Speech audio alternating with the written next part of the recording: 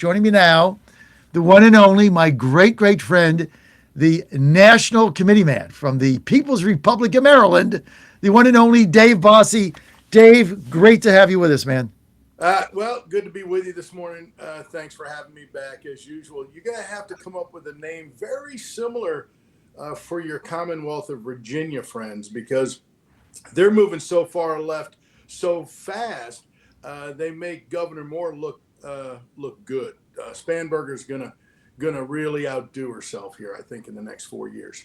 Well, Governor Youngkin vetoed 480 bills. She's going to sign them all, but they're worse. That's the thing. Right, that's the They're problem, worse. John. What He do you would have mean? better off if he signed the other bills, right? She she Unbelievable. is she is an activist leftist. They ran a campaign basically deceiving Virginians into that she is some sort of a moderate, and it's just a shame that the great Commonwealth of Virginia is going to be in a downward spiral for the next 4 years. You're going to see numbers, I think, really arguably up there with Maryland as far as the exodus, the mass exodus of people who just have had enough. They thought Virginia was going to be saved. They thought Virginia could be saved. I just don't see it anymore. Well, you know what's interesting? What you just said is right. I mean, she's going to make Wes Moore look like somewhat of a reasonable a reasonable governor. Also, you've got your state Senate leader, like the state Senate leader Republican in Indiana, is opposed to taking Andy Harris's seat. Can he hold up to the liberals? I hope so. Clearly it's the right thing to do. Ferguson, Senator Ferguson, the Senate Majority Leader, who is no friend of conservatives by any stretch of the imagination, is opposed to this redistricting effort. The lies that Governor Moore just espouses on a daily basis, that he is the defender of democracy, the lies, the sheer arrogance that comes out of his mouth is offensive at every turn. To say that 7 Democrats, 1 Republican is not democracy in a state, to be quite honest, that Larry Hogan won 3 of the 4 congressional districts against against also Brooks in the last election. He is somebody who has carried 4 of the 8. We used to have 4 Republican members of Congress before the last redistricting. These Democrats, I fear for what their vision of democracy is. Their vision of democracy is they put their boot on our neck. It's basically it. Now you see, I've got this University of Maryland Cup here. I'm hurt Yeah, now. You know that, right? My son pitches absolutely. for the University of Maryland. We got a game today at home, our first home game against Georgetown. So that's coming up. Were they able to clear the snow? That's the question. This is Well, I know it's pretty cold out there. It's been so they won 2 out of 3 in University of North Carolina at Wilmington. They were expected to not win 2 out of 3. So that's great. I think they're going to make some noise in a Big Ten. We'll see what happens. Got to win these midweek games though to stay competitive as we get into conference play. Dave, I want to get to the midterms here and the disaster that just happened in Virginia, where the feckless weasels on the Virginia Supreme Court, in a completely gutless move, refused to rule on this unconstitutional gerrymandering, and they put it off till 2 days after the referendum so they can just say, well, we're going to go with the voice of the people, even though Judge Hurley said it was unconstitutional on 4 counts. And he said he blasted it and said there was not an intervening election, etc. And then you got 7 Supreme Court justices punting it until after the referendum. What are your thoughts on that? We lost Dave? That was like a great question. Let's see if we can Right get. when the answer was coming, too. I know, right? Like, where'd Dave go? That was my best. That was my money question, right? My killer question. Oh my goodness, is he gone? Oh geez. Okay. Well, hopefully he'll come back. He just zapped out. That was kind of weird. Anyway, Got him back now. okay, Dave. I just asked you a great question. I apologize. I don't know what happened, but look, this effort by the left, John, to recut these districts, to cut out Republican representation, is an atrocity that we really have to fight at every turn. Whether it's in Virginia, in Maryland, in Illinois, in California, you look at what they're doing. It is something that cannot be ignored. It is the difference between Republicans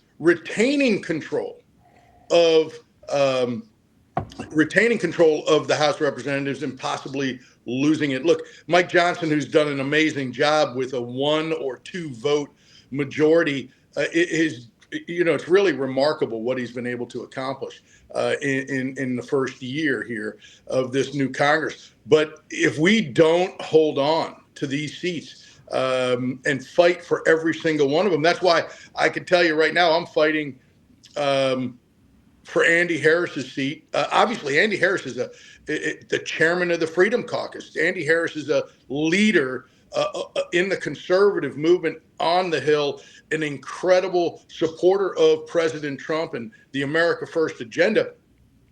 And that's why Governor Moore wants to get rid of him. And I'll be honest with you, we have guys, men and women, who decide that they are going to, as Republicans, side with Democrats. We have this incumbent Republican mayor of Cumberland, Maryland, who agreed to serve on the redistricting committee and participate in the very farce that is going to potentially put Andy Harris out of his seat. And why any Republican would do that? That mayor needs to be primaried and beaten soundly. And in that city, in that jurisdiction, it's doable. You can defeat. There's so many more Republicans than Democrats. Somebody just needs to stand up and run against them because that's what this is about. We can't allow Republican rhinos to just be a fig leaf to give a person like Governor Moore or other leftists around, Gavin Newsom, you name it, to be able to say, look, this was bipartisan. Look at the Republicans that participated and agree with me on this. Unacceptable. That's horrible. And I mean, why you're participating in that, Dave Bossie, is beyond me. You're on the John Fredericks Media Network, trucking the truth across America. We are with Dave Bossie. Dave is the head of one of the greatest organizations in America, Citizens United. He's also the Republican committee man from the People's Republic of Maryland, but he's also a Terp. So it's all good. It's all good. Go Terps. Fear the turtle, Dave. Fear the turtle, baby. Let's get to the midterms. The economy, we think we're going to have a tremendous boom over the spring and summer when these refunds start to hit. One big beautiful bill, but the wind is blowing against us. Is there a way that we can turn the corner and hang on to the house? Absolutely, John. One of the first things we need to do right now, today, everyone listening, is to make sure that the Senate, the United States Senate, takes up and passes the SAVE Act this week. The SAVE Act is vital in preserving Republican members of Congress, Republican senators across the country, because it's going to make sure that that every vote counts that should count, and that's it. That's what the Democrats fear. Only American citizens get to vote, and that's what the SAVE Act is about. And so I just urge everyone to take up this fight right now, because that's something we can do that will have immediate impact. And you can see President Trump wants to get rid of, these mail drop locations. He wants to get rid of the mail-in ballots. Every place that the Democrats have historically used to create the fraud that we see throughout history in elections. The old Chicago stuffed ballot boxes. Those are not just the days of the past. And so I think that's what we need to be looking at, number one. Number two is right now, today, we need to be recruiting the best possible candidates across the country. Filing deadlines are upon us. We need to get men and women in that are America first candidates in these races and be able to strongly defend some of these places are open seats where we have Republicans retiring, like a Vern Buchanan in Florida. We need to get a great replacement for Vern Buchanan. But then we also have Democrats around the country that are vulnerable in some of these seats. And by the way, John, there's just not a lot of them anymore. What redistricting has done historically is carve up these districts that make fewer and fewer of them competitive. They're Democrat plus 6, 8, 10, 12. They're Republican plus 10 or 15. And so you don't have a lot of places that are competitive. And that's what we need to focus on, John. And I think that's really the number one thing is recruiting and funding the best possible candidates in these few. And when I say few, I mean a dozen or two races across the country that if we win, we both keep and expand our majority in the House. Dave, you mentioned Dave Bossie with us, Republican National Committee man, Maryland, also chairman and president of Citizens United here in Washington, D.C. Dave, you mentioned the SAVE Act. Well, we could pass the SAVE Act this afternoon in the Senate if Thune just got rid of the 60-vote phony filibuster. What is your thoughts on that? Well, it's a great question because I will just say this. I have been against, over the many, many years that I've been in Washington, D.C., I have been against abolishing the filibuster. And I've been against it for, a decade or two because the radical left, if they got into power, what they would do. And I always said, this is just not something we can afford. However, it is a different world we live in. I believe if we do not move on the filibuster, and by the way, there are ways, and I've been on the show with you, in the past talking about and discussing the talking filibuster, which means John Thune and the leadership of the United States Senate has to have the courage to call these questions and use the Senate rules to their advantage and force an actual filibuster where Democrats must stand up and talk, must follow the rules of the Senate. And if they do that, we will be able to bust through the 60-vote threshold. And I think that gets us where we need to be. We can go there first without abolishing the filibuster completely. But I got to tell you, you and I both know, John, if they get into power, their radical agenda knows no end.